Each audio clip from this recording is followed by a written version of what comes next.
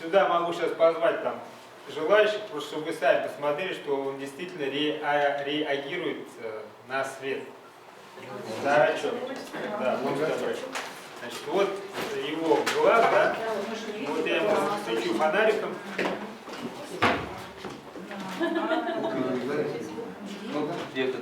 Века и зрачок. Зрачок самый главный, смотрите, да? Видите, да? Обрезали.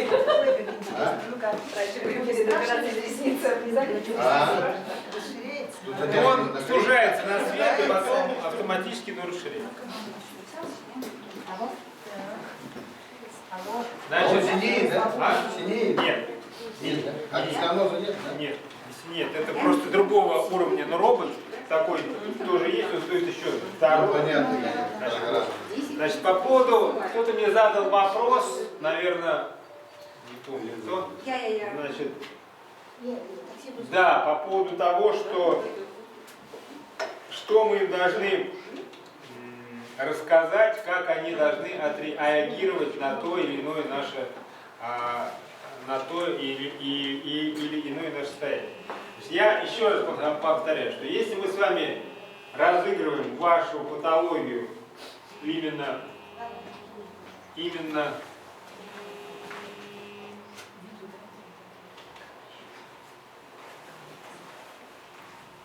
стенокардия на фоне там болевого синдрома у больного, который лежит там с переломом,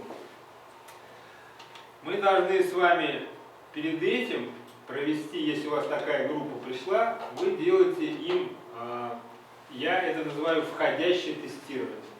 То есть вот я, например, жду группу к себе по тему анафилаксии, либо там стенокардия, ишемическая болезнь, да, тема. Ко мне там пришло там 15 человек. Я знаю, что я вот для них приготовил 3 разных сценария, но они все на эту тему. Я провожу внутреннее входящее тестирование. Это у меня занимает 10 минут. Я им раздаю тесты, они мне отвечают на вопросы по вот данной теме. Локально.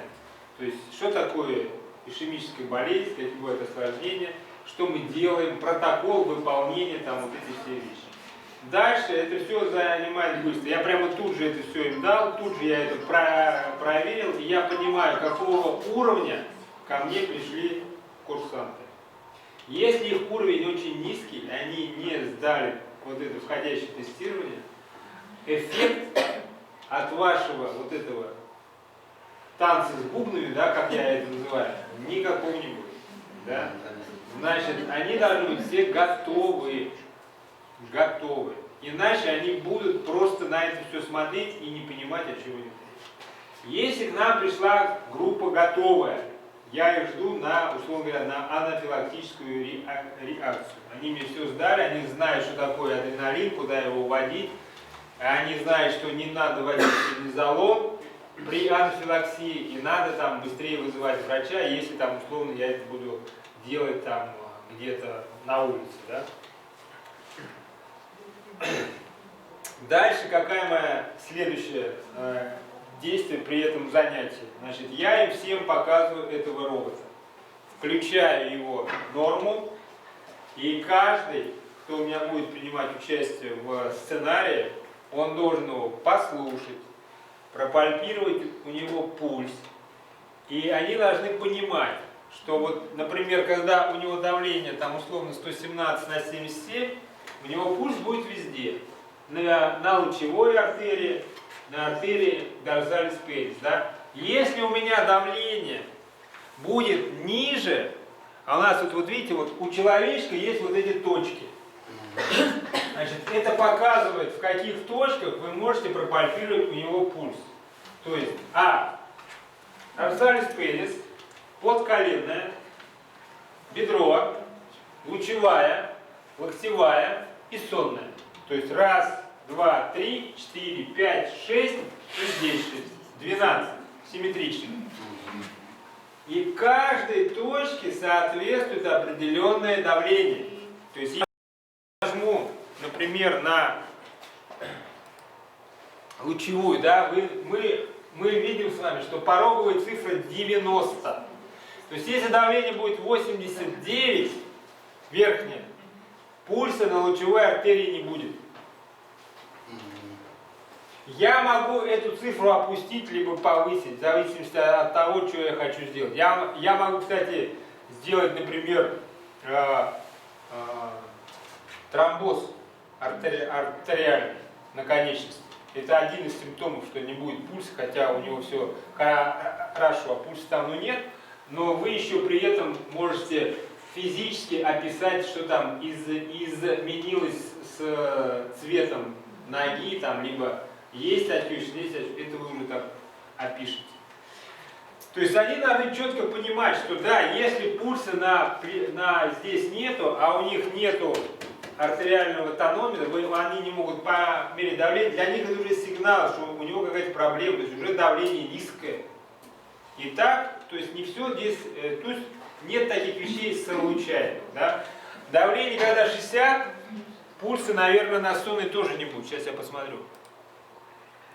Вот наши сонные артерии. Да, если будет ниже 60, давления на сонных не будет. Вы его не пропальпируете. Да и не надо вам тратить время на пальпацию сонных артерий. Это самое последнее дело, когда мы их там щупаем, ищем. Если мы видим признаки остановки, мы должны делать СЛР, а не тратить время на пульс. Понятно, да? Мы должны не упускать время, которое нам и так отводится очень мало. Значит, поэтому они должны понимать, что может этот робот.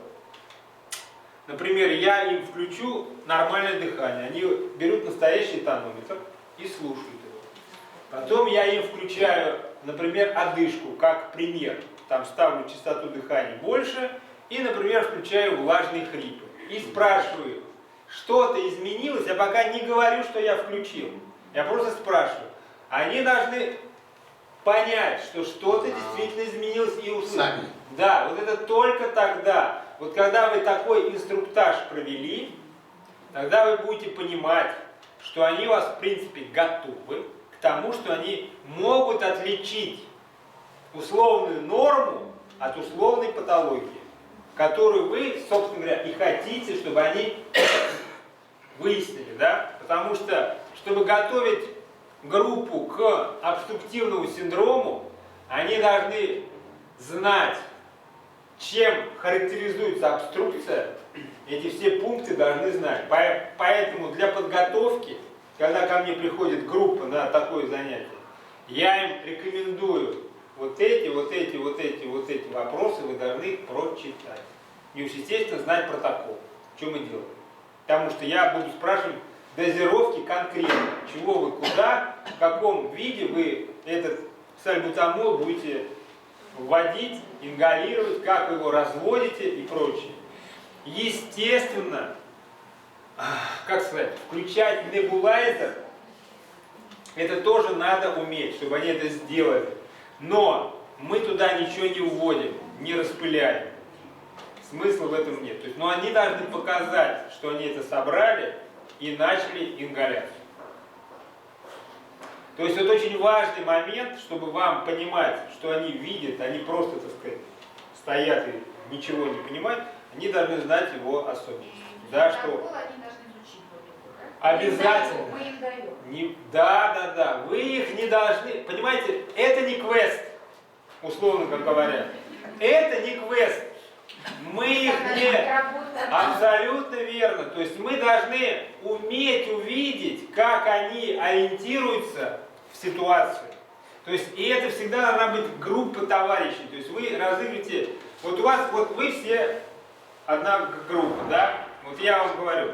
Вот вы будете врачом скорой помощи. Вы будете медбрат, фельдшер, медсестра скорой помощи. Значит, я буду играть папу. Либо там, я не знаю, я буду муж, это будет у нас женщина, да, значит, вот я вызвал к жене врача скорой помощи, у нее астма бронхиальная. И вот, значит, то есть по-любому 2 человека уже у меня есть, остальные все смотрят. Да? В идеале, как это у вас будет через течение времени, у вас будет тут камеры, это все будет отображаться в соседнюю комнату.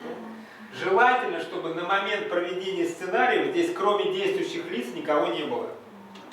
Был только преподаватель и действующие лица. Условно, жена, муж и врач и медсестра. Все остальные находятся там и смотрят на это, на монитор, что с камерой, то есть звук, это все пишется.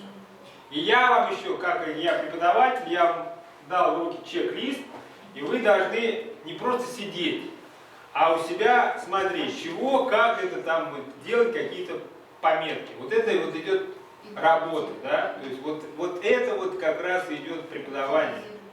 Значит, они отыграли эту ситуацию, сценарий закончился. Первый вариант. Можно это разбирать сразу после того, как это все закончилось. Но я не делаю не так. Я сначала всех прогоняю по сходной теме. Это все записывается.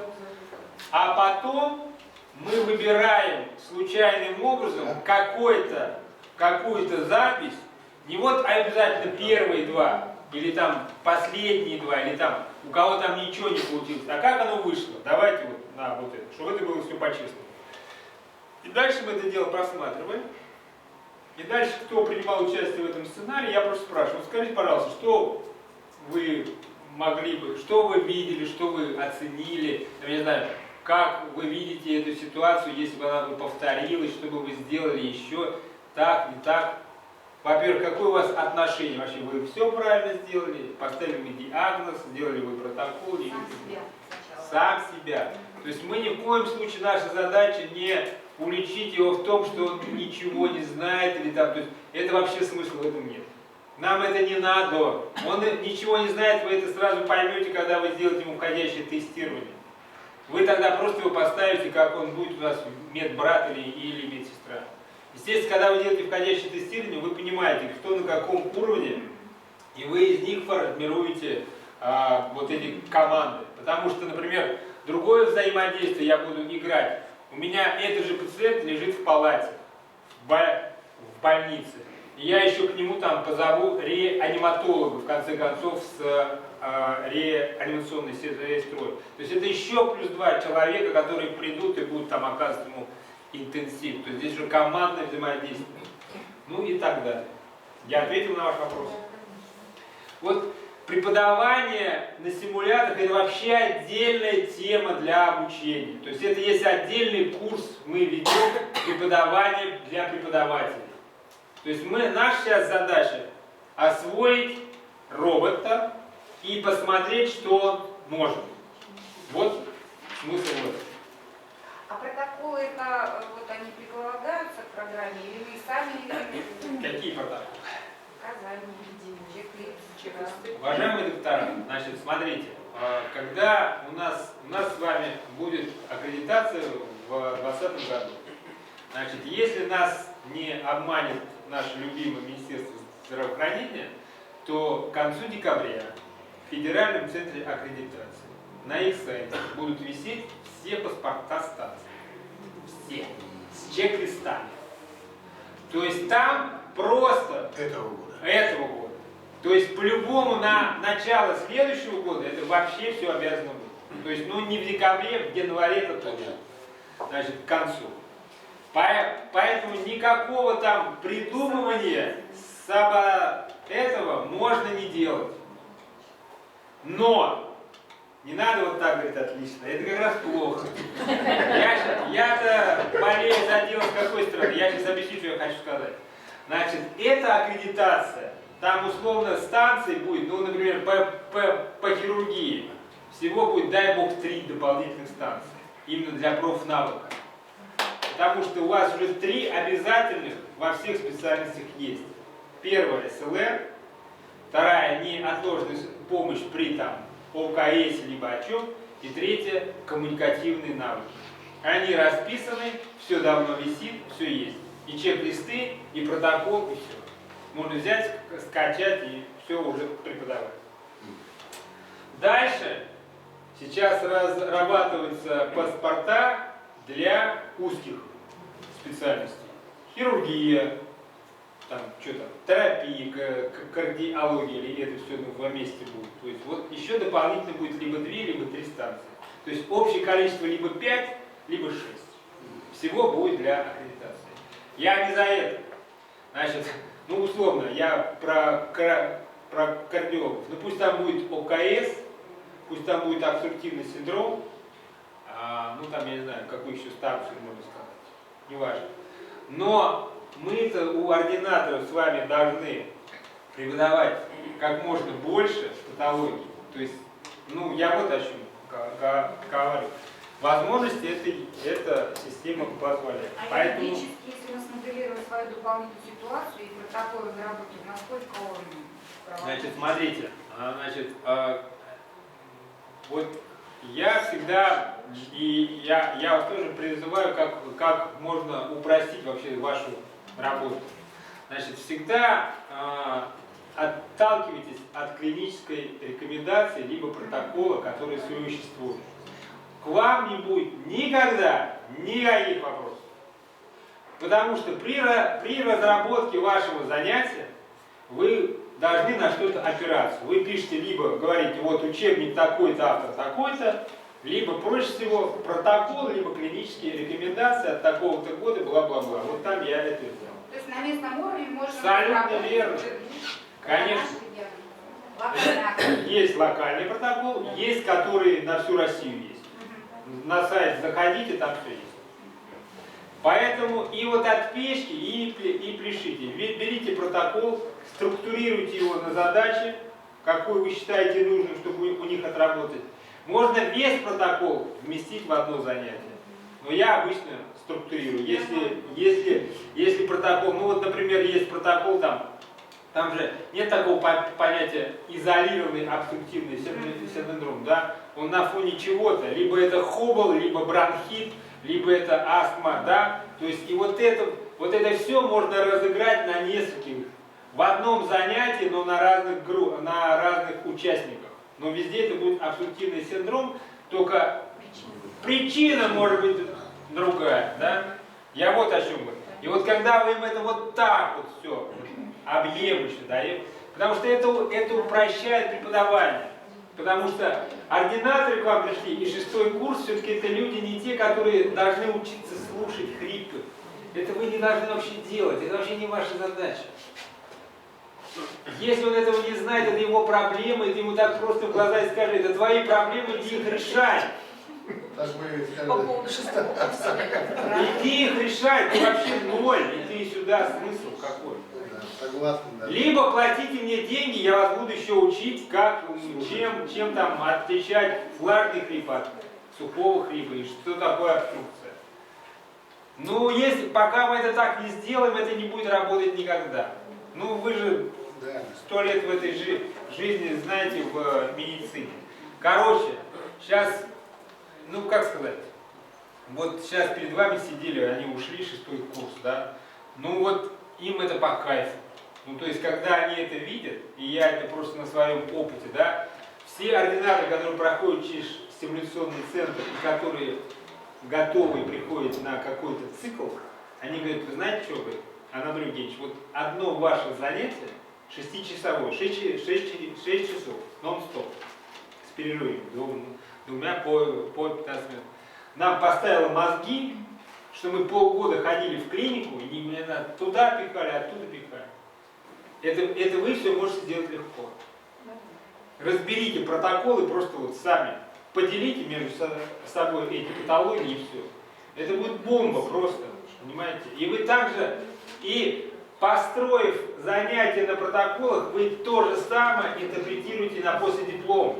Да, Потому что вы после диплом тоже можете пропускать через это дело, а они говорят, да вы что, мы это делаем у себя не так. Правильно, вы неправильно делаете. Когда вы последний раз открыли протокол? Когда последний раз вы читали книжку какую-то? Вот, ребята, вот так сейчас учат и так сейчас лечат. А не хотите так лечить, тогда к вам будут проблемы, претензии, и вас оштрафуют, суд, и сейчас это все ваши места. Да, прокурор займутся. Вот так я вам советую. Извините, пожалуйста, а вы анестезиолог-реаниматолог, да? Да. То есть вы преподаете именно анестезиологию и реаниматологию? Нет, я могу что угодно преподавать. Мне только надо знать Протокол. Дайте мне протокол.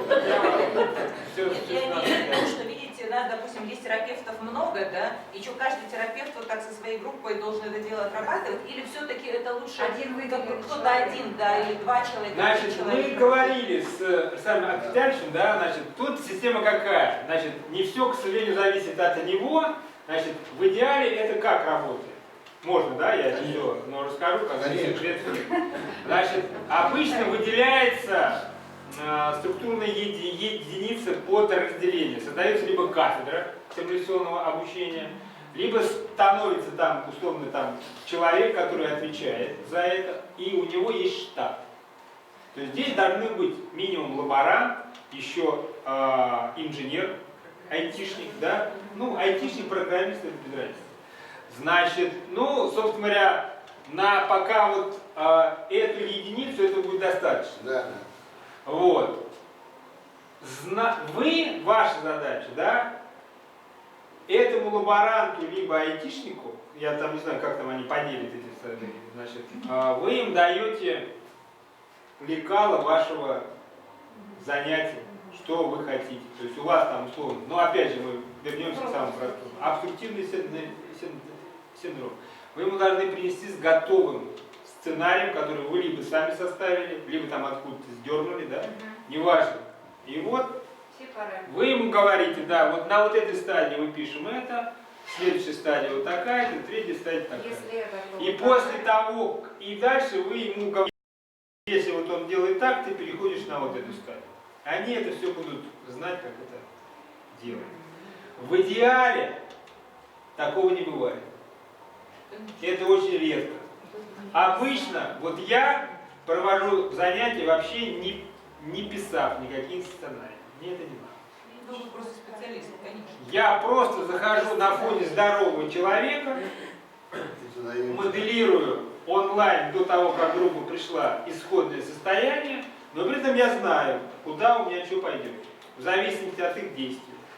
Но у вас же еще есть сценарии готовы, можно же их использовать. Они, конечно, есть, и я вас призываю ими пользоваться. Я просто что хочу сказать, не всегда то, что мы пропишем, делают курсанты. Вплоть бывают непредсказуемые действия, а вы написали протокол.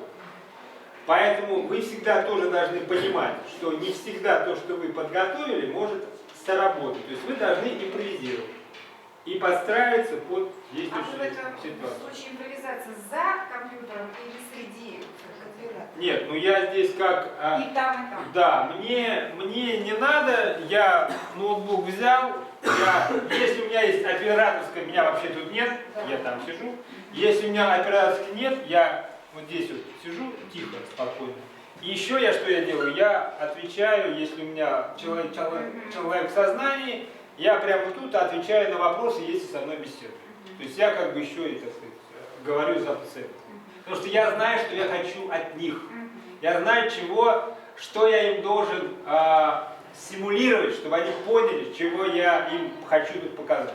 Ну, получается, лаборант, который непредсказуемую ситуацию не знает, то не решит проблему, да? Нет, ну понимаете, если опытный лаборант, он уже будет ориентироваться в том, что идет речь. Не важно. Обычно это бывает анестезистки, они очень грамотные, то есть это 100%, да.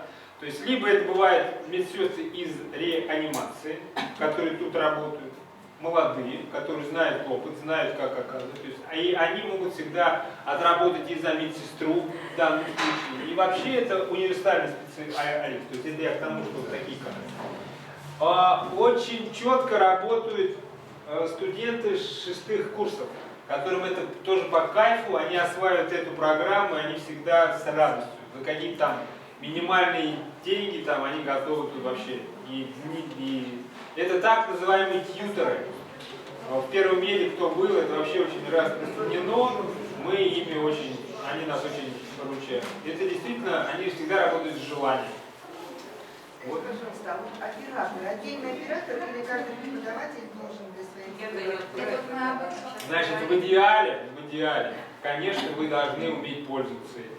Потому что когда вы знаете, что система может, то вы и можете четко спрогнозировать и построить занятия.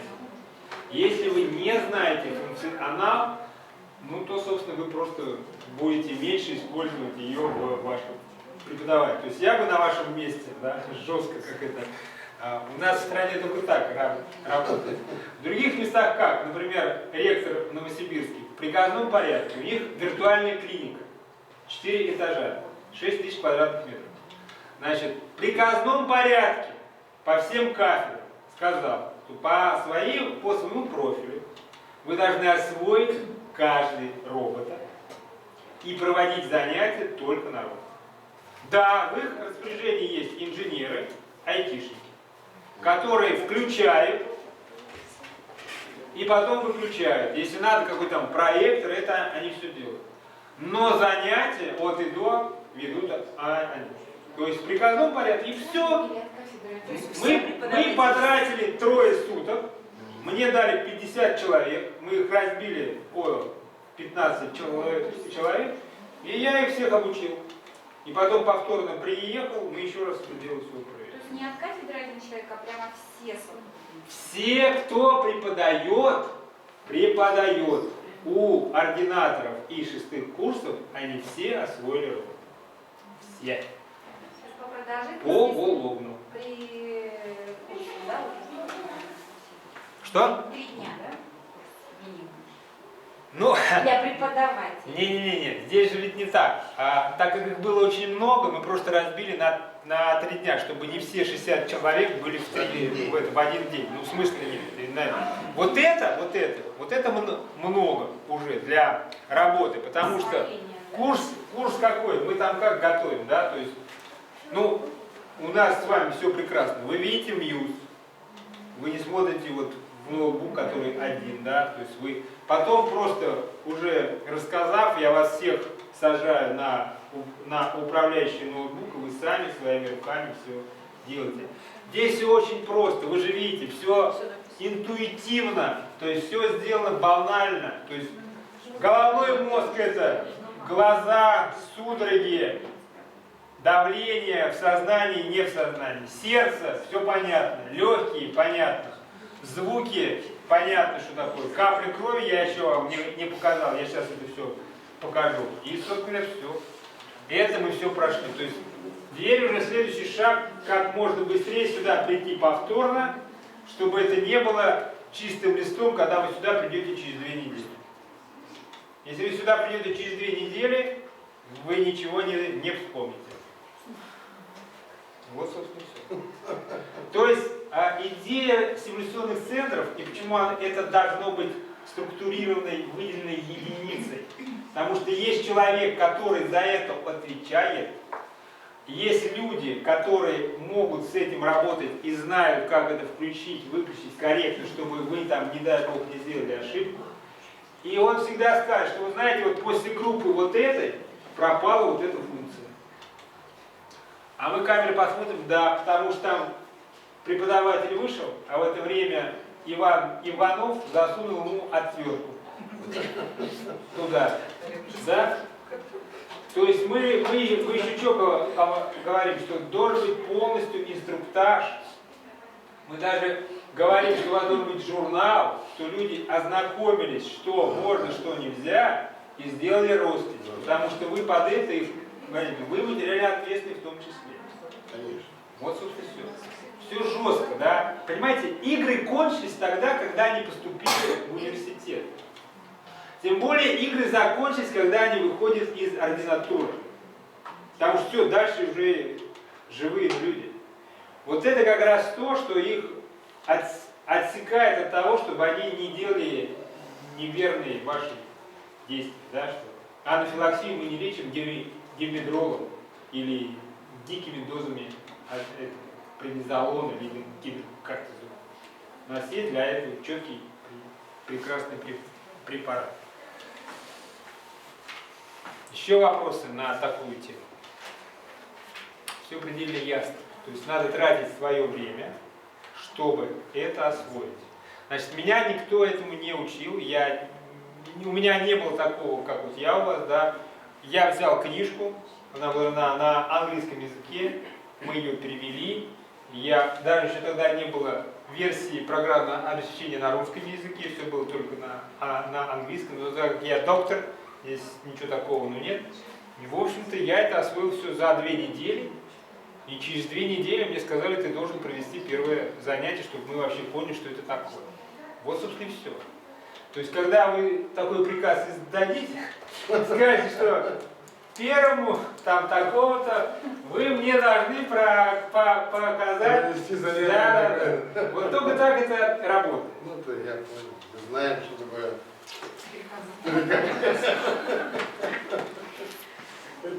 Значит,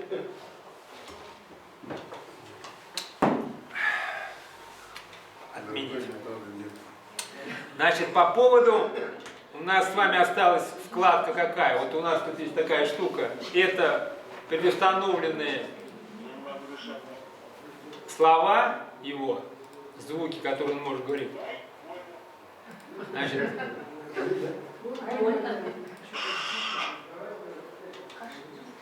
Громкий кашель. тихий кашель есть. А почему только 6-й тогда курс? 3-й, 4-й, может?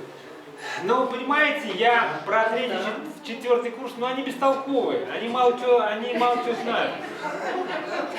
Они, во-первых, они вообще не понимают, что такое понятие протокол. Они даже не знают, что такое протокол. Ну, что такое 3-й курс? Это пропедевтика только, да? Начало. Ну да, тем более. Ну чего? Смысл? Смысл, конечно, там уровень другой. Их задача на этих курсах как раз понять, чем отличается влажный хрип от сухого и их причины, чтобы понимать, да? А это нет. Здесь как раз вот именно что. Здесь не диагностика хрипов и обструкции хрипа, это не то. А здесь как раз. Вот. Но опять же, смотря что мы хотим им показать, в принципе, возможно что-то тут и провести. Кое-что есть, да? Да, кое-что можно. Надо понимать задачи, которые мы ставим. Значит, дальше, не все я говорил про звуки голоса. Он сейчас живой? Да, он дышит. 72 минуты. Да, он 72. Даже нас слышит. А что, дачу брать, что ли, такая? Он просто здоровый спортсмен, 11 дыханий. И пульсации? Да, пожалуйста. Мерсалис Пелес. Ух ты. Ну, то есть вот инороднее тело можем стимулировать, да? Стоны. Ну. Исследование пульса тоже может. Дыхание с хрипом. Вот дыхание. Ну, значит, какие-то часть параллельности туда можно не вести. А? Ну, понимаете, для пропедевтики здесь есть симуляторы для аусментации отдельной Есть легких, надо, а? сердца, вот они как раз вот заточены под это. Есть такое. А вот кашля там нету. Кашля нет. Кашля нет. Как он сейчас... Не, хороший. Значит, давайте я вам сейчас покажу, какие у вас сценарии тут есть в базе, чтобы вы понимали, что это такое, что это уже готовое занятие, которое, в принципе, можно использовать. Для него есть рубашка. Ну, шорты есть, еще есть рубашка, которая завязывается сзади. Вот такая. Униформа. Значит, у нас с вами есть анафилаксия, гипогликемическая кома, здоровая женщина, здоровый мужчина, приступ астмы, сердечная недостаточность, сорочетная травма со смешанным шоком, субдуральная гематома, травматический гемопневмоторакс и хроническая обструктивная болезнь легких с обструктивным синдромом. Ну, например, посмотрим с вами, как выглядит анафилаксия. Значит, в принципе, вы должны понимать, что вот я с вами зашел в симулированный клинический случай, который называется анафилаксия. Значит, в вашу бригаду спасателей поступил вызов от девушки 21 года, которая жаловалась на затрудненное дыхание. Она ужинала в кафе, когда почувствовала тяжесть в груди. Повар поинтересовался, не хочет ли кто-нибудь еще один гамбургер с креветками. Она ему сообщила, что у нее аллергия на моллюски. Когда девушка направилась к машине для того, чтобы взять автоингалятор с эпинефрином, ее еще и ужалила оса. То есть здесь вот такой да? Значит, еще раз говорю, значит, данный сценарий разрабатывал как бы не я, это то, что преподносится из Канады, Америки. Значит, у них есть вот здесь на данном случае 7 стадий. Переход от стадии к стадии осуществляется либо в ручном, либо в автоматическом режиме. Я сейчас вам покажу, что это такое. Значит, первая стадия. У пациентки присутствуют ранние признаки анафилаксии.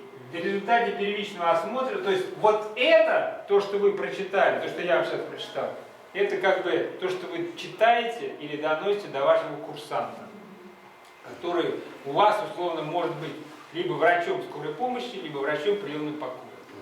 Приемный покой врач, медсестра, санитарка. Пока тут у вас нету никого. Значит, вот она поступает, эта пациентка, в приемный покой, и вот, собственно, вы ее видите вот в этом виде. Ранние признаки. В результате первичного осмотра следующие показатели. То есть, вот мы это сейчас сценарий запустим, и мы это вы посмотрите. То есть там будет определенная частота дыханий, частота ЧСС, артериальное давление, сатурация вот такая-то, да, девушка в сознании. Что мы ожидаем от курсанта? То есть вот когда мы с вами разрабатываем сценарий, и мы, например, знаем, что у нас в этом сценарии будет 4 стадии, вы должны четко представлять, что курсант должен на каждой стадии делать. Опять же, помня, что мы все пляшем от протокола, либо от клинических рекомендаций. Никакой отсебятины, никакой там «а нас раньше учили», либо там вот так. Нет, мы с вами учим на другом уровне. То есть мы сами себя учим и учим других. Когда вы читаете протокол и клинические рекомендации, вы на уровне времени, все, к вам претензий нет никаких. Вот вы его раз запомнили, и он, если изменится, то процентов на 5. Кардинально там ничего никогда не меняется.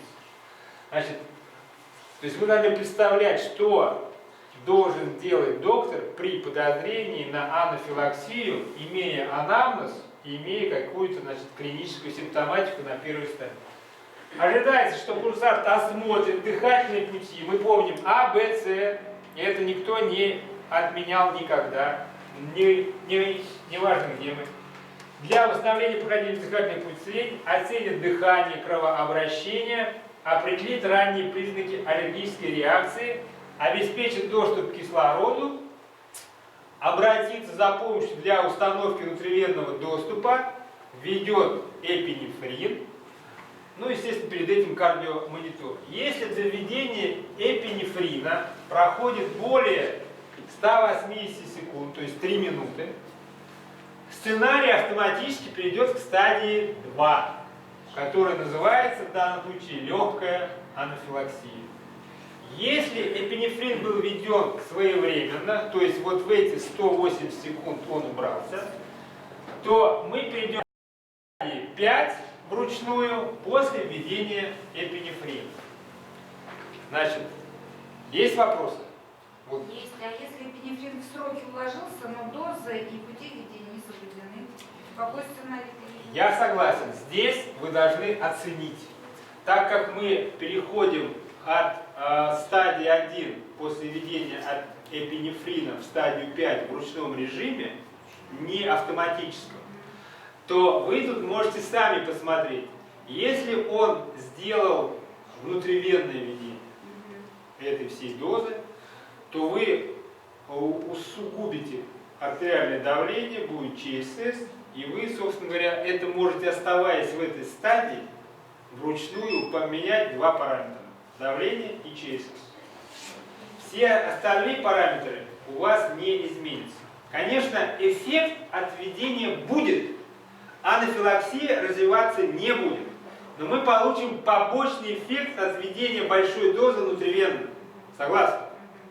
Если он это вводит подкожных, значит, эффект тоже будет, но с течением времени.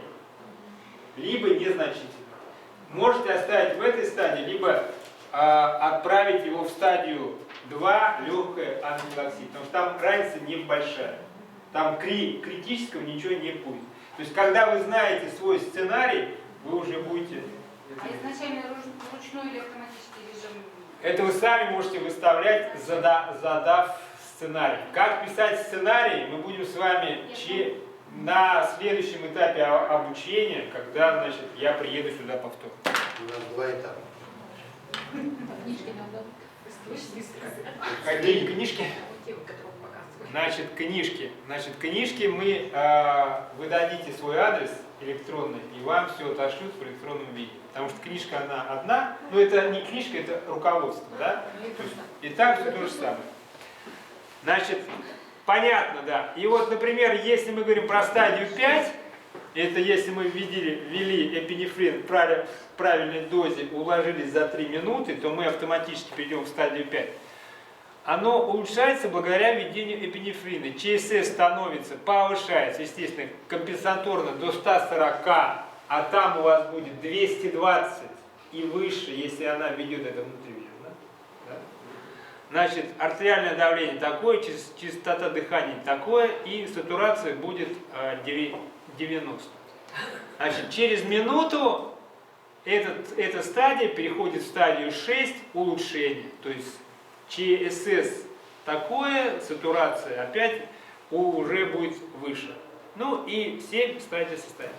Значит, теперь это мы все просмотрели. Теперь я захожу и хочу это проиграть.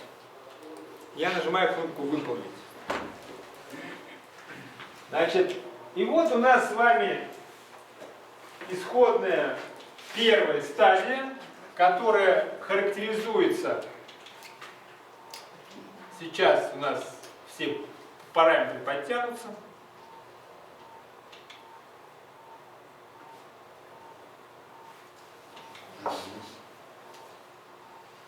То есть вот сейчас мы с вами ждем, да? У нас диктует это время, отсчитывает. Мы сейчас прямо просто подождем. Если мы с вами не вводим эпинефрин, у нас это автоматически должно через 180 секунд перейти на стадию 2. Да? Автоматически. То есть мы сейчас с вами находимся на стадии начала анафилаксии. Да? Начальная стадия. То есть, чтобы просмотреть количество стадий в этом сценарии, вы заходите вот в эту вкладочку, вот она, вот сюда вот.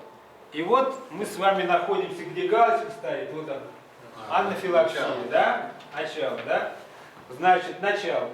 Если все правильно, и я вас не обманул, то через 180 секунд вот эта галочка должна перескочить на среднюю, да, автоматически.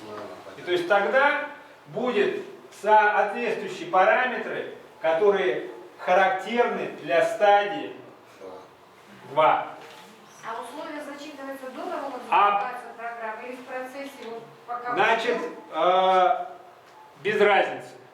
Без разницы. А вот эти 30 минут, конечно. Вот. Без разницы это когда? Когда у вас нет перехода по времени. Я вообще не делаю перехода по времени, потому что, ну, я всегда делаю переход вручную. Потому что я всегда смотрю, чего они делают. Мне так проще работать. Неважно, это у каждого свое мнение, кто как привык, тот и так и работает. Значит,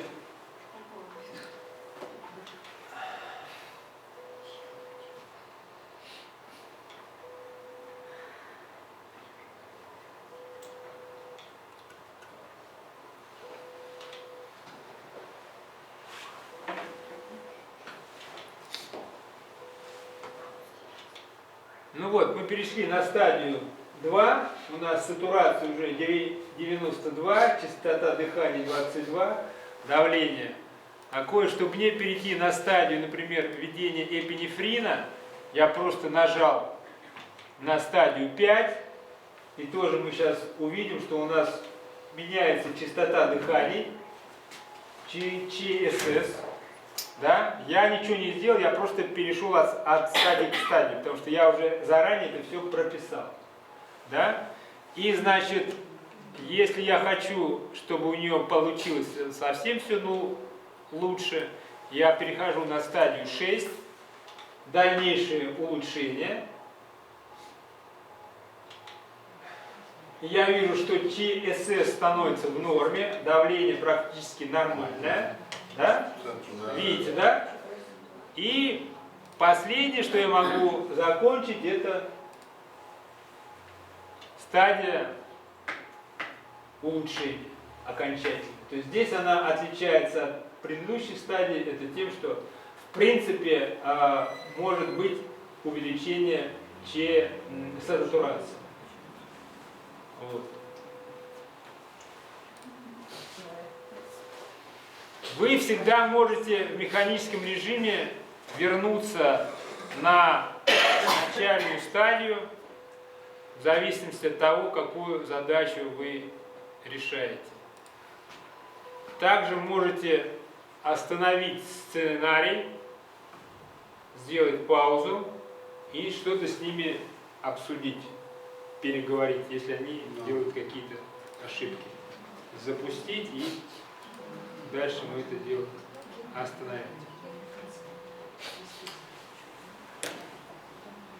Ну, например, сочетанная травма с смешанным шоком.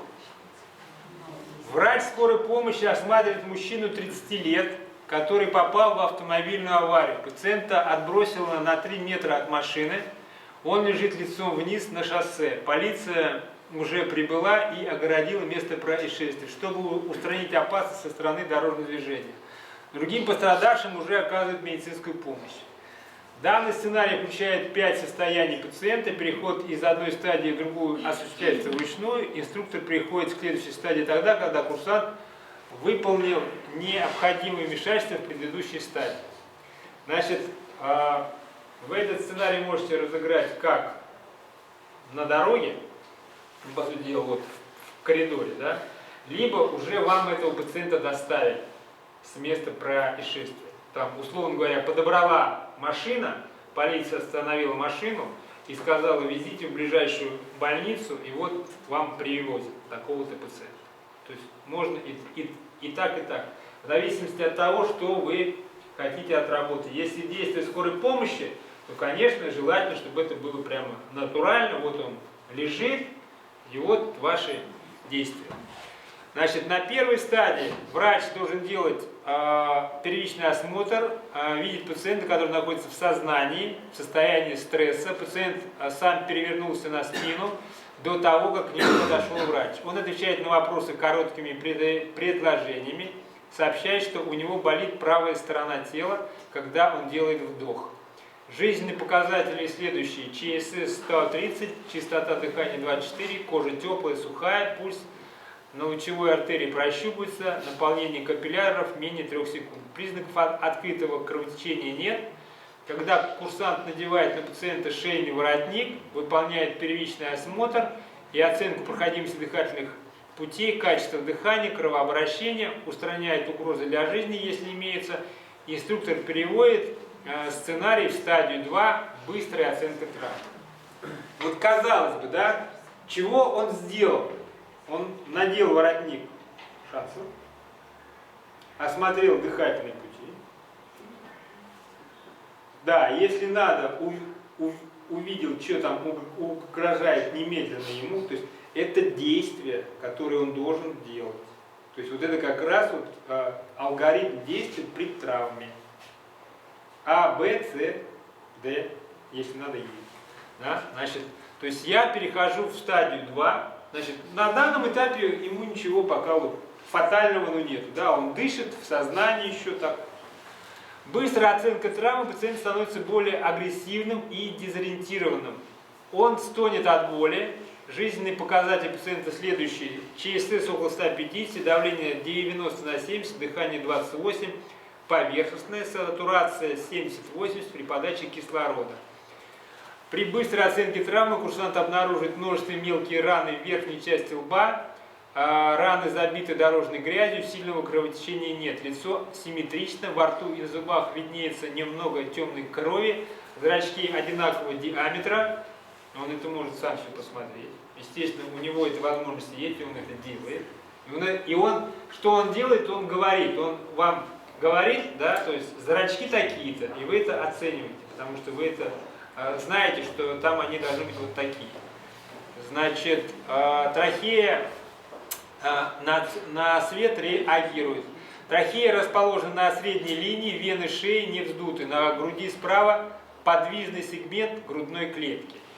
Значит, вот здесь, с учетом того, что робот не может дать подвижный сегмент, вот ваша задача только определить, что он это делает, что он это осматривает. И вы ему вдогонку это говорите, что вот справа у него есть какая-то особенность, какая-то крепитация, можно сказать, или какая-то подвижность. Что-то, в общем, не то. Вот это вы можете ему сказать. Значит, звуки дыхания уменьшены справа, живот напряженный. Это, естественно, он пальпирует живот, вы ему говорите, живот напряженный. Чувствительный в верхнем правом квадранте слышится хруст при пальпации органов таза и лобкового симфиза. То есть мы делаем осмотр. На второй стадии мы делаем углубленный осмотр. Да? То есть это протокол. То есть я вот это я писал. Это я писал, то есть я взял протокол ведения травмы, и я его просто весь вот сюда перекатал.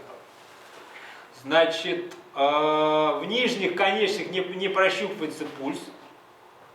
На верхних конечных имеется множество повреждений, забитых дорожной грязью. Осмотр со спины без особенностей.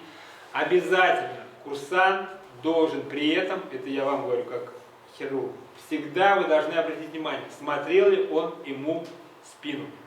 Это очень важно. Потому что при травмах бывают различные проникающие ранения со стороны спины с повреждением почки, селезенки, какой-нибудь арматурой или еще чем-нибудь. И это может быть не замечено, и уже теряли таким образом людей, потому что недооценили. Он лежал клапанная, но рана, да? То есть наружу кровотечения нет, а все там. Все.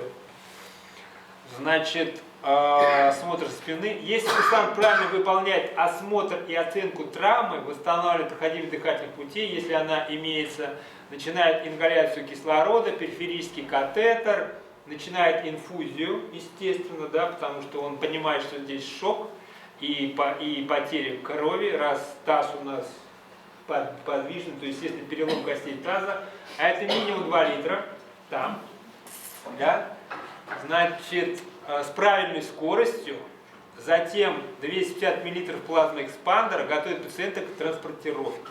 Он еще у нас лежит, мы с ним еще ничего никуда не сделали, мы все это делаем лежа, то есть и ставим, и все, то есть он лежит на этой земле. Ну да. И уже только потом, когда мы будем готовы, мы к нему подносим носилки и по команде очень грамотно перекладываем его на носилки. С земли на носилки. То есть вот это все вот именно так. Вот смысл этого сценария как раз вот отработать вот этот протокол. Работе в команде, скорой помощи. Значит, инструктор вручную переводит сценарий в стадию 3, пациент без сознания.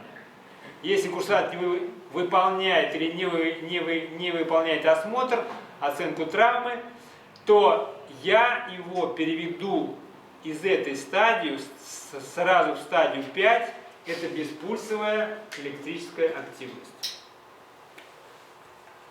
Стадия 3, пациент без сознания. То есть он уже не контактен, глаза у него будут закрыты. Жизненные показатели, те, которые вы видите. Значит, ну, если курсант правильно выполнит осмотр, оценку обеспечения дыхательных путей, проводит ИВЛ, и частоту дыхания вводит быстро 500 мл кристаллоидного раствора, продолжает инфузионную терапию с адекватной скоростью, мы переводим в стадию транспортировки. Скажите, пожалуйста, вот почему он потерял сознание? Ваше мнение? Может быть, нижнебрюшное кровотечение. Правильно, шок. У него гипоксия. У него низкое давление, и он, собственно, потерял сознание. Может быть, там еще и травма головы. Мы же не может там еще внутри черепной объем. Но по зрачкам нам это пока мы не скажем. Да? Зрачки равны. Но в динамике все равно он должен посмотреть еще раз. Зрачки, как там они реагируют на свет. Значит, дальше. Что я пишу в целях обучения данного сценария? Да? Значит, это оценить безопасность окружающей обстановки. Прежде чем оказывать помощь, мы должны обеспечить себе выполнить первичный и вторичный осмотр пациента. Непрерывно контролировать состояние пациента, собрать анамнез пациента, если это возможно, начать подачу кислорода, иммобилизовать позвоночник и т.д. и т.п. Ну, то есть вот это все он должен продемонстрировать, и он это должен знать перед тем, как он должен прийти на это занятие. Понимаете, да? То есть вот чтобы готовить такое вот занятие по как мы делаем при этой травме, да, то есть я перелопатил энное количество документов, все это сделал, и вот оно вышло. И теперь как бы, пожалуйста, вперед. Итак, каждый по своей специальности может легко это сделать. Просто, спокойно. Значит, потом. То есть расширить учебные модули. Абсолютно. То есть я же вас... Вот, смотрите, коллеги, вообще, ну, с учетом того, что сейчас появилось такое понятие, как протокол и клинические рекомендации, и то, что мы сейчас преподаем, все-таки это ординатура и 6-е курсы, а тем более у вас в перспективе постдиплом, да, то Ординатура есть. Нет, я еще говорю на постдиплом, если еще врачи сюда загонять. Топ образование. Да, если мы будем работать за деньги с вами, да, вы же, в принципе, на это можете зарабатывать. Елена Владимировна, про вас говорит. Вот, поэтому Зарабатывать надо. протоколы, собственно, все. Вот о чем говорит. Очень Нет, ну, просто. мы как раз сейчас обсуждали, Но. вот, допустим, ну вот вы говорите 10-минутный опрос, да, и доктора как готовы, не готовы. Они заплатили деньги, пришли на двухдневный там, или трехдневный семинар. При этом мы опрашиваем теорию не дали, они пришли, по идее, должны быть подготовлены. Нет, Они этот деле, мы сейчас делаем, вы сейчас мне сказали Про врачей. другую ситуацию. Когда я жду врачей на курс, у меня тоже такие есть, да? Значит, я им рассылаю программу. И я им говорю, ребята, у нас будет 5 патологий, которые вы сами у меня запросили. Я никогда своего ничего не навязываю. Я пляшу от того, что хотят. Какая проблема у вас есть. Вот, например, мы учили неотложную педиатрию.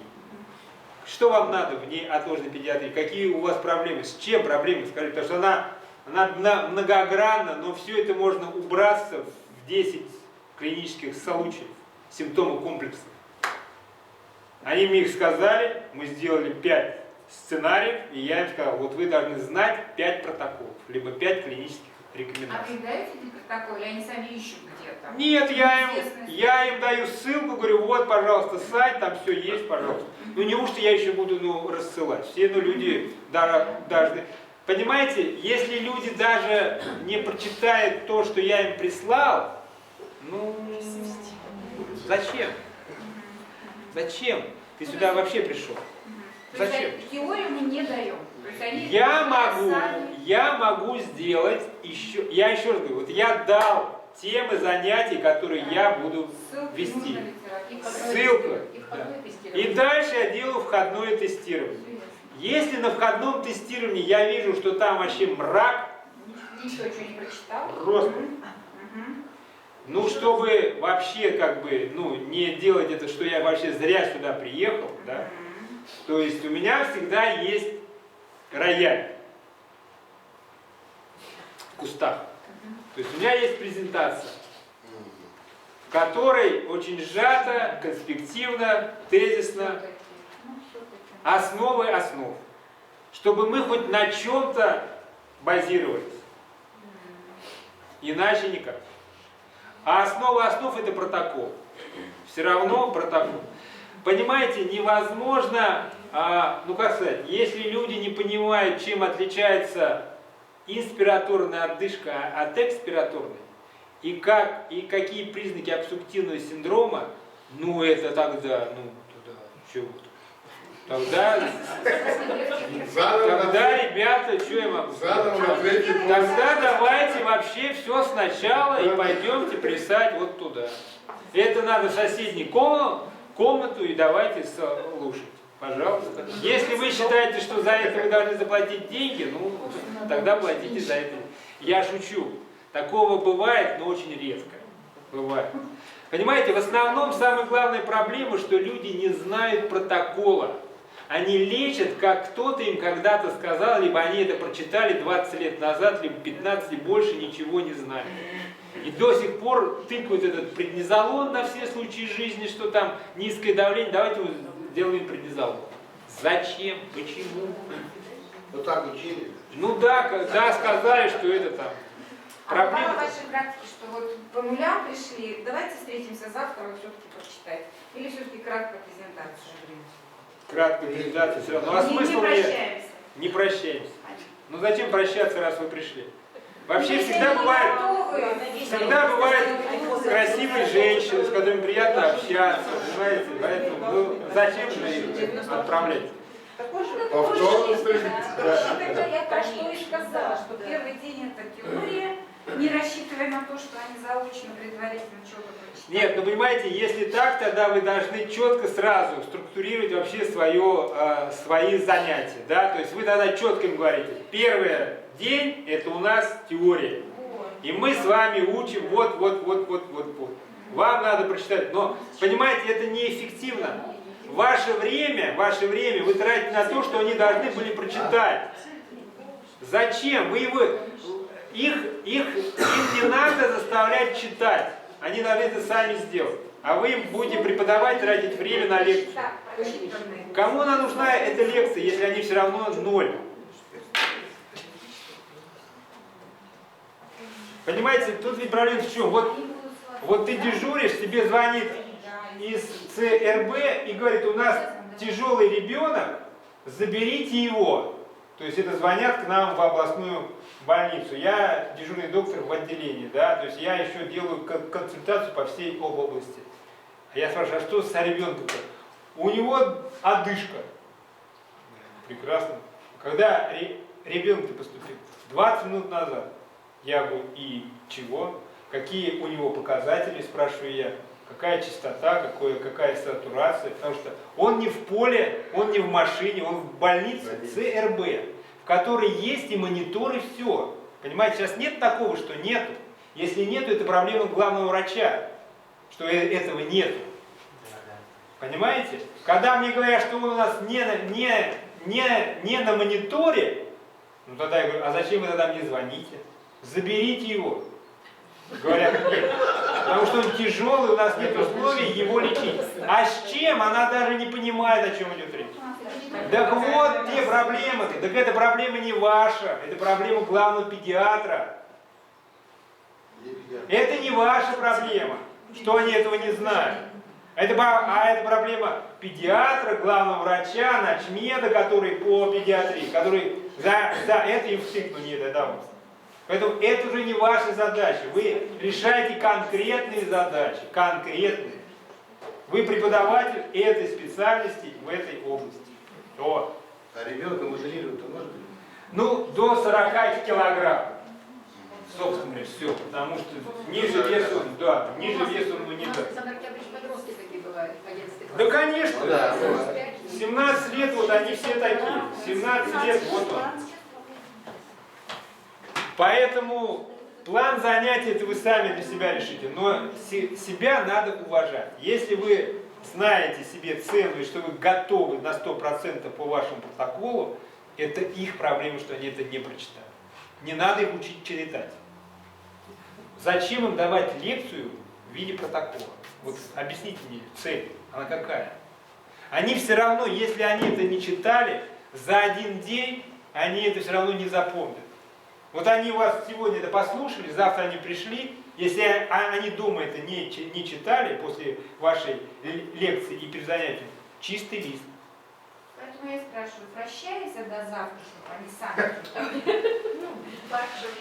Нет, вы сами будете решать. Просто у нас а? рядом Что вы там Татьяна хотите Ивановна сейчас? меня Ну, поддерживает. такие единицы. Ну, еще раз говорю, Реально такие Конечно, я я- говорю, таких много я не встречал. Бывает там процентов 5 в группе, да, которые вот да. Ну, как бы этот балласт, как бы мы им отводим определенное место, и как бы всем все понятно. Это слишком хорошее мнение. Да. Мы просто сталкиваемся в реальной жизни. Но я тоже в этой же жизни. Только я еще лечу, да, понимаете, я знаю, Мы как тоже немножко не педагог. Поэтому это все понятно. Подход понятен? Вот это вот все стадии вот на нем есть, да? Да, да. Значит, смотрите. Значит, для того, вот мы сейчас это дело все просмотрели. Причем, если вы опять же посмотрите, что написано в сценарии, здесь четко написано, что я прописал, что должен делать курсант в каждой стадии. На первой стадии оценить безопасность окружающей обстановки, определить механизм получения травм, использовать средства индивидуальной защиты, перчатки, не забываем, да, это все Да, надо. И мобилизировать шейный отдел, оценить проходимость и так далее по всем стадиям. Все четко расписано, потому что когда вы знаете, что он должен сделать, потому что вы сами это готовили, этот сценарий, да, либо вы приняли то, что я написал, и вы с этим согласны, что да, здесь все правильно, хотя вы, если скажете нет, Анатолий Евгеньевич, вот здесь я с вами не согласен, тогда я скажу, давайте подискутируем, да, в чем я не прав, в чем вы считаете прав, тогда мне надо источник, на основании чего вы это дело мне это самое. Если это ваш жизненный опыт, это одно.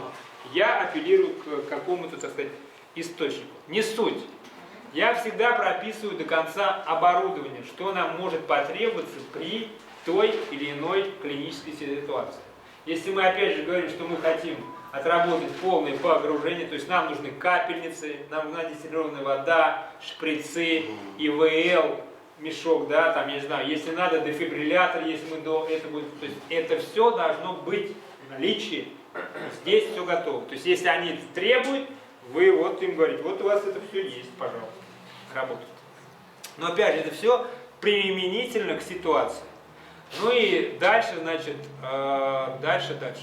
Теперь мы это все дело прочитали, и дальше нажимаем кнопку «Выполнить». И то есть вот То у есть нас... фактически мы имитируем и проводим все эти вещи. Да?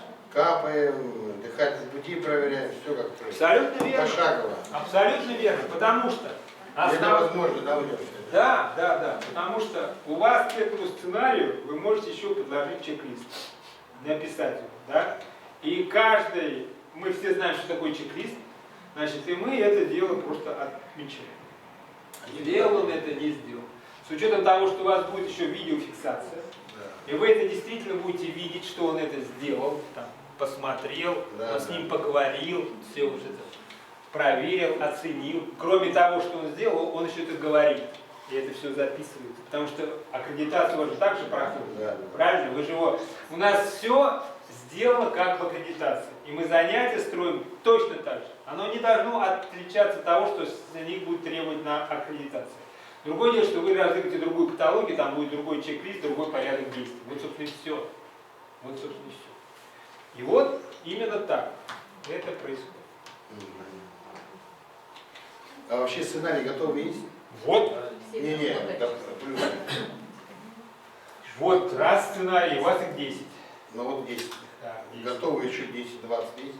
Есть, готовы еще есть. Ну, чтобы не мучиться. И не мучиться, но их можно докупить только. Они уже стоят денег. Они мне скажут, ой, Александр Владимирович, писать надо, завтра, через месяц, через два, и опять Иванов. Еще раз говорю, при повторном приезде Ну, я вам скажу, вот возьмите нас. мы с вами будем писать сценарий. Вы мне даете вашу потребность, и мы с вами пишем. И вы знаете, и вы это будете видеть, как, и будете уметь. В конце концов. Не, нам надо, видишь, акушерские, что гинекологические, педиатрические, офтальмологические. В следующий раз это будет в следующем году. Потому что мне надо, чтобы вы потратили время, пропустили через себя, поработали, походили, чтобы у вас появились вопросы, чтобы вы все прочитали инструкцию, посидели тут и поработали. Потому что иначе монолог не предполагает диалога, да? То есть потому что вы сейчас пока это все видите, на все это смотрите, но надо пропустить через себя. Вот когда через себя это пройдет, тогда вот на вот эту почву я просто вот чудо. С удовольствием приедем. Просто полью это все прекрасным шампанским, и все это будет прекрасно. Значит, у вас будет один человек, который будет прекрасно знать программное обеспечение. Можно вас представить? Никита будет. Значит, вот я ему сейчас, после того, как все уйдут, я с ним еще раз посижу, чтобы этот процесс не останавливался. А вас я призываю приходить сюда и прямо строить ваши занятия здесь, написать его. Но опять же, требования мои такие. Вот, смотрите. У нас ведь тут есть распечатанные сценарии. Да, вот они есть. Вот есть в печатном виде сценарии, которые написаны здесь. Вот в принципе я вас призываю составлять ваши занятия вот примерно по такой схеме. Если вот к этому будете подходить так, у вас будут готовые занятия, которые вы будете применять на чем угодно, вернее, на ком угодно. Хоть на ординаторе, хоть на постдипломе, подойдите к нему серьезно на основании протокола либо клинической рекомендации. И тогда к вам никаких вопросов быть не будет. Вот, например, если мы говорим про тот случай, который мы сейчас с вами говорили, то у нас это сочетная травма. А вот эти протоколы, сценарии, они вот в той инструкции, которая нам на электронку будет разослана? Они вот тут есть. Ну, то есть на электронную почту это нам пришлют что? Мы вам пришлем, в принципе, мы можем прислать эти сценарии тоже. Плюс инструкцию. Да, это можно сделать. Это все есть. То есть сценарий мы тоже можем разослать? Да, это будет у вас бордовский файл, который вы можете легко интерпретировать, и который потом можно... И образец для... И его потом можно... Да, да. А еще вы говорили, что отправляете на сайт. Да, все, а я все не даю, мне ничего не жалко. Я уже это все сделал. И я хочу, чтобы вы так же примерно А работали. сайт, где можно, вот вы говорили, отправляем на сайт, может адрес дать на сайт, где можно. Нет, значит, сайт это я как говорю. Секунду, коллеги, чуть-чуть. Значит, если мы говорим про неотложную педиатрию, то я все рекомендации беру с сайта Союза педиатров. Всегда оперирую только туда. И еще есть гайдлайны американские и европейские, но они в основном касаются неотложной помощи при различных экстренных ситуациях, которые, кстати, одобрены нашим Союзом педиатров. То есть они не противоречат. Следующий мой учебник, которым я пользуюсь, это рекомендации реаниматологов Европейского совета, которые переизданы в 2015 году и которые одобрены нашим сообществом. Там в том числе педиатрия есть. То есть там все вот именно протоколы, когда 15 к 2, когда 30 к 2, там это все есть. То есть это тоже есть на сайте, но в Союзе педиатров там просто есть отдельный СЛР. Там уже прописано все правильно. Вот, Ну, Бабиненко на каком сайте? Главный Бабиненко, который... Скорая помощь, пожалуйста, там тоже все правильно. Ну, как, не то, что все правильно, естественно, там правильно. Это клинические рекомендации скорой помощи. Тоже оттуда беру. Кстати, я оттуда брал травматологический протокол. Введение травмы я писал вот оттуда. Вот, собственно, и все. Это все в свободном доступе. Ваша задача только скачать, распечатать, пропустить через себя и также преподавать. Еще вопрос? Нет вопросов. А это симулятор, какая фирма? CAE Health Care. Как?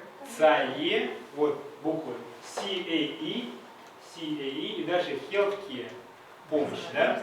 Это Канада, США. Канада, США, да. Это совместный продукт. Самый первый в мире робот для анестезиологов была сделана как раз компанией CAE. Он единственный до сих пор. И вот на основе этого робота по анестезиологии идет вся остальная линия. То есть просто у этой компании самая продвинутая математическая модель. Только она единственная в мире имеет такую обратную реакцию. Есть другие компании, тот же Лаердал, тот же Комар, казанская компания Эйдос, но там все написано на скриптах. Что такое скрипт? Это значит, вы каждое действие должны прописать вручную. Если вы вводите лекарство, вы должны написать ту стадию, которая будет, если он ввел вот эту дозу. То есть это как бы неплохо, да, но это надо делать. Действительно очень тонко, скрупулезно. Не знаю, мне это удобно, ломаться тут нечему. Единственное, я напоминаю про отсечение скачков напряжения. Трансформатор. Да, нам нужен вот этот либо источник питания, либо остальное, все его недуги, это от неграмотного инструктажа тех, кто на нем работает. Либо вы даете возможность сделать то, чего они делать не могут, это ту же СЛР, ту же интубацию, естественно, они все там рвут, либо они не смазали клиники, то есть это грубейшая ошибка, и спрашивают только с вас, потому что это ваша проблема, что вы им это не скажете. А так, А что СЛР делает, да, интубацию делает? да, все это возможно. Все это Гарантия сколько? 12 месяцев, дальше мы можем заключить Вот договор на постгарантийное обслуживание. То есть это все стандартно. Вообще сколько? Запчасти-то Жизнь его. Ну, значит, смотрите, из запчастей, ну, в основном, так как мы не рекомендуем, естественно, тут колоть никакие внутривенные инъекции. И... Не рекомендую. Нет, зачем? Смысл какой? Я же говорю, что надо поставить катетер и как бы через... Другая рука есть зачем? Смысла нет.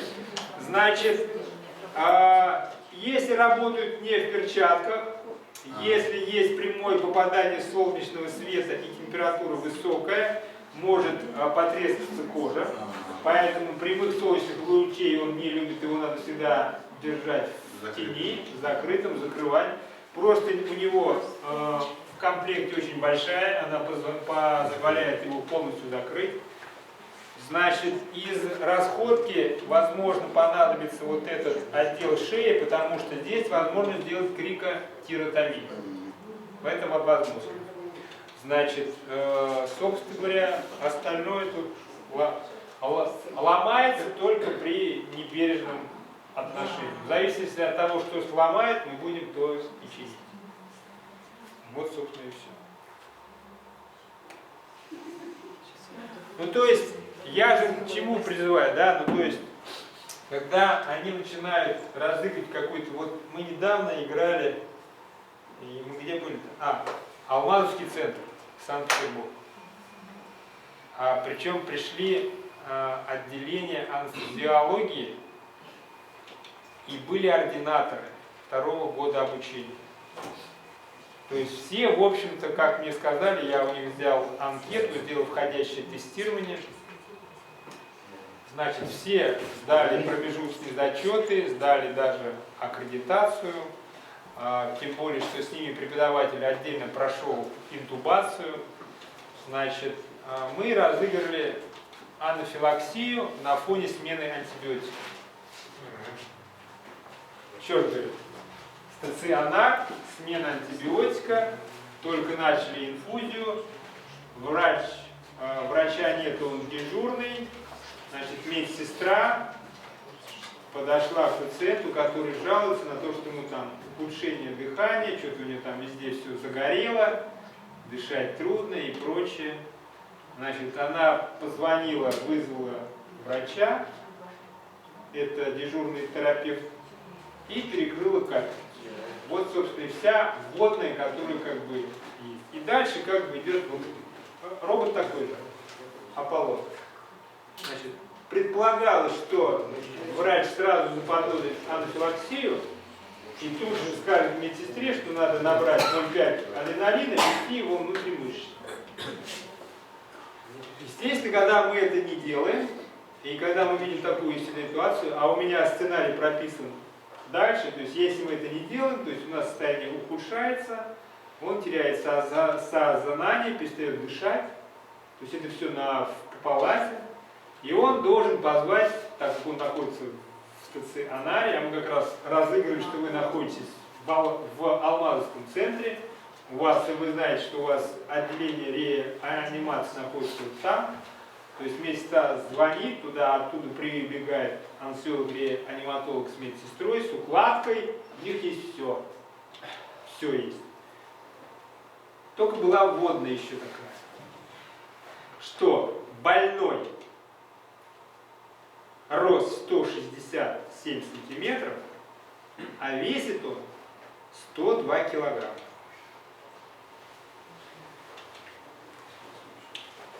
Значит, и при этом была анафилаксия.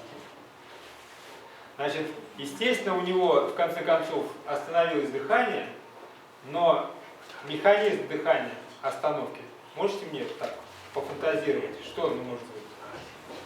Вот он был в сознании, ему прокапали антибиотик, он вот такой грузный, тучный, да, и, значит, вот у него на определенном этапе, у него, значит, остановилось дыхание.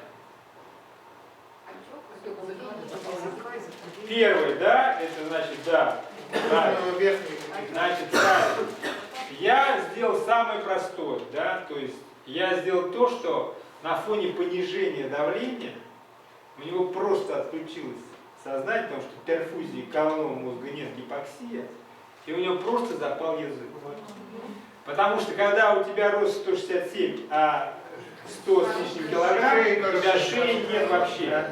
У нас есть такое понятие голова-грудь у анестезиологов, да, то есть и ты понимаешь, что тебя могут ждать какие-то проблемы на интубации. И то есть здесь-то что надо было сделать? Первое наше движение А, Б, С, Д, Д, нам надо просто было правильно. А так как мы все анестезиологи, мы же что делаем? Сразу, раз он не дышит, надо интубировать. А так как там анафилаксия, и я вижу, что это ошибка, они делают ошибку, я что? Я ему включаю все, что возможно. Отек языка, отек, обтурация, да, то есть я ему максимально усложняю интубацию. То есть, и я вижу, что он, несмотря ни на что, он продирается. И я вот здесь говорю, ребята, стоп. Ну, то есть потому что мы иначе все порвем. И, то есть, вот, если бы я на этом этапе не остановил этого, это анестезиолог действующий, это не ординатор, то он бы, конечно, его там что-нибудь порвал. Дальше мы этот сценарий просто остановили, мы ничего не делали и запустили этот сценарий повторно с другими, которые, ну, потом остановились. Я понял, что он тоже пошел интубировать, но я ему сказал, Маккормик 4. То есть по градации ты при обследовании больного перед операцией, ты должен ему посмотреть, условно, чтобы он тебе открыл рот, чтобы ты понял, какая тебя ждет интубация. Выводится ли у тебя, то есть видишь ли там, есть у тебя шанс увидеть вообще щель голосовую, либо нет. То есть это вот такая есть специальная шкала, и я ему сказал Маккормик 4. Он мозги включил, он понял, что он его не заинтубирует никогда, то есть он просто стал ему вентилировать. То есть проблема какая, видите? А про адреналин вообще никто не помнил. Они сразу решали проблемы с дыхательными путями. Хорошо, они его протезируют, они ему дышат, вывели, все-таки вывели без интубации. Но у нас анафилаксия-то идет, ее никто никуда не делал. То есть лекарство у него попало, оно только никто не боится. Ну, то есть вот. И вот это все очень четко, причем, понимаете, сценарий, я его даже не прописывал в стадии. Я написал исходное состояние, а дальше я смотрел, чего они действуют по их ситуации. Потому что я знал, что я хочу от них получить. И я специально им сказал, что вот такой тучный пациент, что имейте в виду, что здесь очень быстро все отваливается, и надо просто восстановить. То есть я их просил сделать А, Б, С. Это все, что от вас надо. Потому что огромное количество проблем на этом уровне решается вообще. А мы сразу в дебри ищем. Что там у нас? Давайте. Давайте вот трахнем. Нет, давайте не будем. Давайте. То есть все зависит от того, что вы хотите. То есть, во-первых, вы должны сами это знать, и только после этого требовать от других. И еще, когда вы сюда будете приходить учиться, минимум это должно быть 2 человека по одной специальности. Тогда будет эффект очень хороший. Когда мы с Тамарой ходим парой, все выходит намного быстрее. Ну, наверное, на сегодня